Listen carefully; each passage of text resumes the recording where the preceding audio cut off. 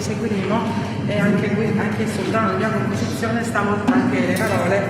musica e parole, e parla di un personaggio a noi napoletani molto noto che è Munacello. Munacello è una figura, è una specie di fantasma napoletano, che è un piccolo monaco che pare, molti napoletani ci credono davvero, non è che pare che entri nelle case di notte, si infila nella di notte e può portare del bene, cioè può depositare soldi, può soffare nelle orecchie numeri vincenti all'otto, ed è anche però molto dispettoso, eccetera, ed è la protagonista è che parla, è una donna che racconta il giorno successivo a una sua amica la venuta di questo Munacello.